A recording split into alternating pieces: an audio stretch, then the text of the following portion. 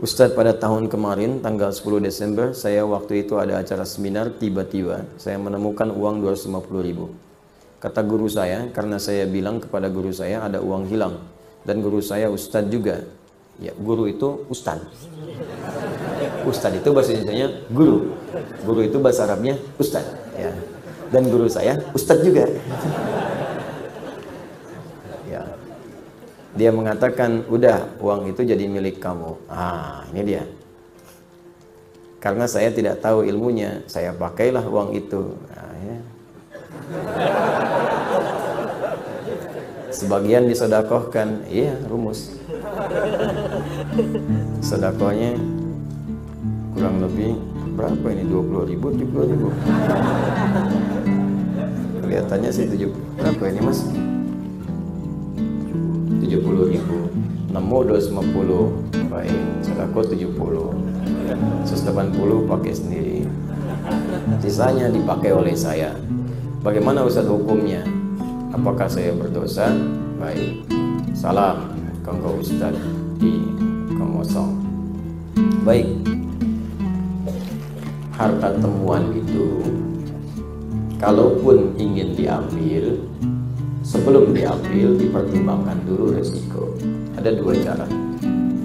Pertama, ditinggalkan, tetap di tempatnya. Kalau memang kita tak mampu mengembalikan pada pemiliknya. Karena hukum pertama barang temuan itu dikembalikan pada pemilik, bukan digunakan. Apapun itu, nemu tas, nemu dompet, ya, nemu uang, dan sejenisnya sekiranya berharga. Kalau kotoran nggak usah, gitu kan, yang sekiranya berharga. Ciliwung nemu sesuatu, ya udah biarin aja itu mah, ya. Nah, ini yang kiranya berharga. Kalau Anda sudah dapatkan itu, Anda temukan, maka hukum pertama, jika punya kemampuan dan Anda ingin mengambilnya, maka kewajiban langsung melekat kepada Anda untuk mengembalikan pada pemiliknya.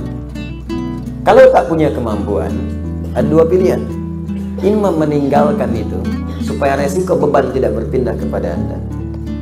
Atau yang kedua, Anda infokan pada orang lain yang mungkin lebih tahu dan lebih mampu untuk mengembalikan itu. Biasanya di sini ada pihak berwajib. Ya, sini ada saudara kita, bisa ada Pak Eli, ada yang lain.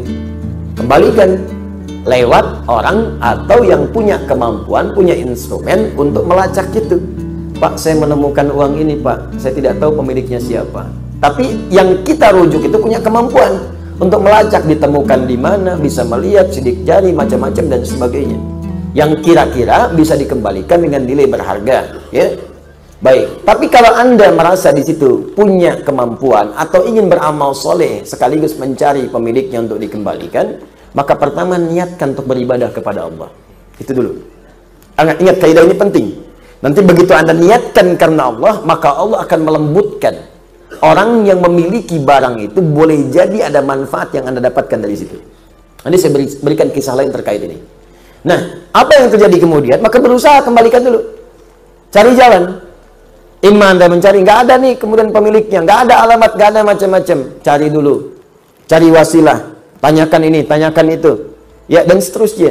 Sampai kalau kemudian pada masa tertentu tidak juga ada kunjung kabar, Anda tunggu sebulan nggak ada kabar, 2 bulan nggak ada kabar, 3 tahun nggak ada kabar, tidak sama sekali muncul pada saat itu, maka walaupun status barang itu kemudian dinyatakan tidak ada pemilik, yang berhak diambil oleh Anda bukan seluruhnya. 2/3 Anda sedekahkan, 1/3 Anda ambil. Jangan diambil semua.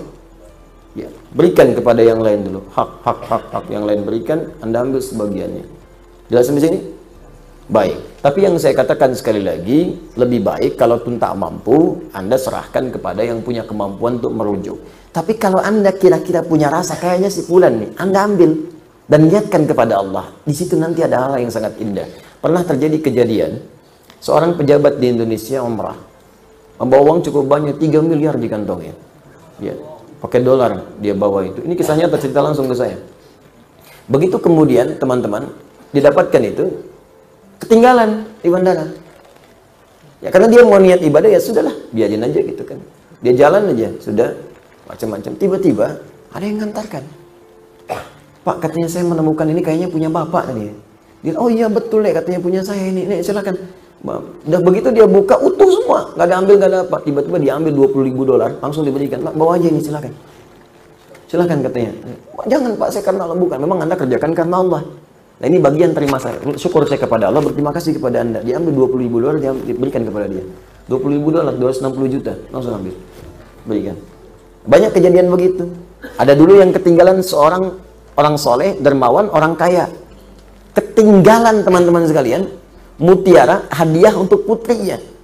Ya, jadi putrinya memasuki usia-usia yang cukup baik, usia sudah layak menikah, ketinggalan kemudian di sebuah toilet masjid. Jadi dia masuk toilet, tempat ada yang mengatakan tempat wudhu, ini kisah nyata.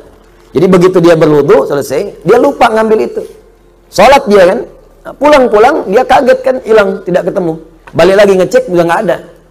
Ternyata tiba-tiba ada yang mengetok pintu, seorang pemuda datang ke rumahnya dan mengatakan, saya menemukan ini, ada mutiara, ada macam-macam, dan saya melihat ada kartu di sini menunjuk kepada alamat ini. Saya pikir mungkin kartunya tidak penting, tapi saya lihat mutiara ini nampaknya sangat penting bagi Bapak. Silahkan Pak dicek lagi apa ada yang hilang atau ada hak-hak yang belum saya kembalikan.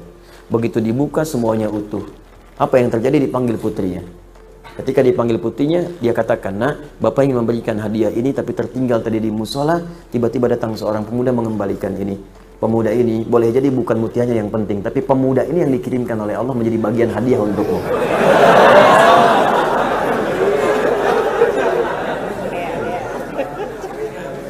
Makanya kalau nemu mutiara,